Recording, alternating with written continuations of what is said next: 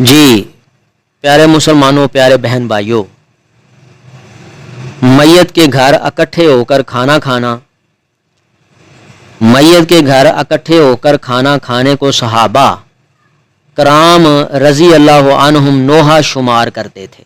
اہل میت ایک تو صدمہ سے دو چار ہوتے ہیں اور اوپر سے انہیں آنے والوں کے مطالبے پر طرح طرح کے کھانے پکانے پڑتے ہیں اور نڈال ہو جاتے ہیں بیچارے۔ حضرت جریر بن عبداللہ بجلی رضی اللہ تعالیٰ عنہ کہتے ہیں کننا نعد الاجتماع الی اہل المیت وصنعۃ الطعام بعد دفنہ من النیاحۃ۔ ترجمہ کیا ہے، ترجمہ نوٹ فرمائیں۔ ہم میت کے گھر والوں کے پاس جمع ہونے اور تدفین کے بعد کھانا تیار کرنے کو نوحہ شمار کرتے تھے۔ ہیں جی، یہ روایت ابن ماجہ میں موجود ہے اور روایت بالکل صحیح اور درست ہے۔ اس کے برعکس اسلام نے تو اہل میت کے لیے آسانی کا راستہ نکالا تھا کہ اس کے گھر میں جا کر کھانے کی بجائے انہیں کھانا تیار کرا کے کھلاؤ، جیسا کہ حدیث میں آتا ہے کہ جب جعفر بن ابو طالب کی خبر شہادت آئی تو رسول اللہ صلی اللہ علیہ وسلم نے فرمایا اصنعوا لآل جعفر طعاما فقد آتاہم ما یشغلہم۔ ترجمہ کیا ہے، ترجمہ نوٹ فرمائیں۔ جعفر کے گھر والوں کے لیے کھانا تیار کرو، یہ کس نے فرمایا؟ رسول اللہ صلی اللہ علیہ وآلہ وسلم نے۔ ان کو ایسی پریشان کن خبر ملی ہے جو انہیں کھانا پکانے سے مشغول رکھے گی۔ ہیں جی، کھانا خود تیار کرو۔ یہ کن کو کہا؟ جو لوگ میت والے گھر جانے والے ہوتے ہیں ان کو۔ ہیں جی، یہ روایت ابو داؤد میں موجود ہے اور ترمذی میں موجود ہے۔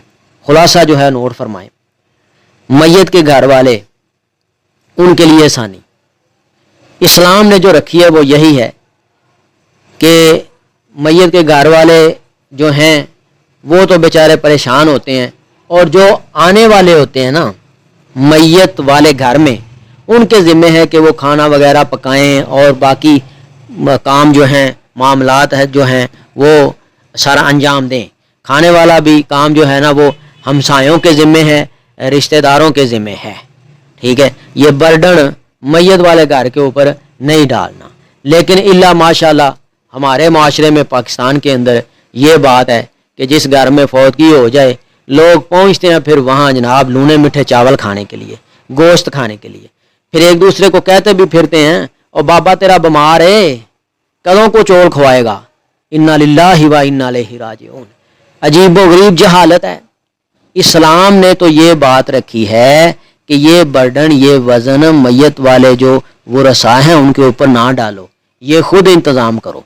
اب آگے بات آ گئی کہ جو دور دراز سے آنے والے ہیں نا، کھانے کا انتظام دور دراز سے جو آنے والے ہیں لوگ، رشتہ دار، ان کے لیے کھانے کا انتظام کریں۔ کون؟ ہمسائے لوگ یا نزدیک کے رشتہ دار۔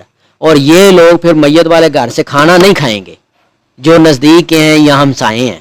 ہیں جی، اللہ معاف کرے، یہاں تو ہمسائے پہلے پہنچے ہوتے ہیں، رشتہ دار پہلے پہنچے ہوتے ہیں کھانے کے لیے۔ انا للہ و انا الیہ راجعون۔ یہ سب دین سے دوری کے کام ہیں، یہ سب جہالت ہے اور گمراہی ہے۔